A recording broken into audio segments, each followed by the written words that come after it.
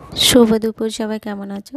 আজকে কিছু পাঁচমিশালি সবজি ছিল, অল্প অল্প সব রকম ছিল। কিছু কুমড়োর খোলা, শিম, বিম, আলু আর কিছু গাজর দিয়েছিলাম। সব কিছু কেটে ধুয়ে গুছিয়ে নিয়েছি। এদিকে ভাত বসানো আছে, ভাতটা নামিয়ে রেখে দেবো। কড়া বসিয়ে দেবো, শুকনো লঙ্কা আর পাঁচফোড়ন ফোড়ন দিয়ে দিলাম। সবজিগুলো তুলে দিয়ে একটু ঢাকা দিয়ে দিলাম। তারপরে কিছু সময় পরে ঢাকনাটা খুলে পরিমাণ মতো লবণ, হলুদ আর একটু কাঁচা লঙ্কা দিয়ে বেশ ভালো করে ভেজে নিলাম। ভাজাটা আমার রেডি হয়ে গেছে। এবার একটু মিষ্টি দিয়ে নামিয়ে নেব। এই পাঁচমিশালি ভাজাটা নিরামিষভাবে এইভাবে ভাজা করলে গরম ভাতের সঙ্গে সত্যি খুবই ভালো লাগে। নিরামিষ খাওয়া দাওয়া হচ্ছে আজকে। আর ভাজাটা আমার রেডি হয়ে গেছে, এবার আমি নামিয়ে নিলাম। এদিকে আমি শুক্তো রান্না করেছি।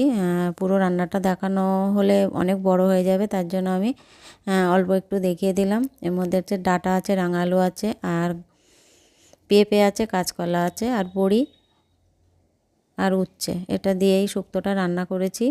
আর একটু সর্ষে পোস্ত বাটা দিয়েছিলাম। এবার একটু মিষ্টি দিয়ে দেব। রান্নাটা প্রায় রেডি হয়ে গেছে। মিষ্টিটা একটু বেশি করে দিয়ে দিলাম। মিষ্টি মিষ্টি এই শুক্তোটা বেশি ভালো লাগে।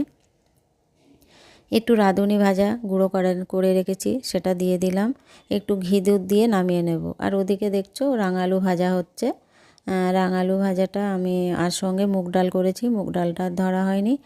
রাঙালু ভাজার সঙ্গে মুগ ডালের সঙ্গে রাঙালু ভাজা সত্যি দারুণ লাগে খেতে। নিরামিষ রান্নাবান্না প্রথম পাতে শুক্তো থাকবে, তারপরে ডাল ভাজা চচ্চড়ি, চাটনি একটু করতে বলেছিল, আজকে চাটনিটা করলাম না।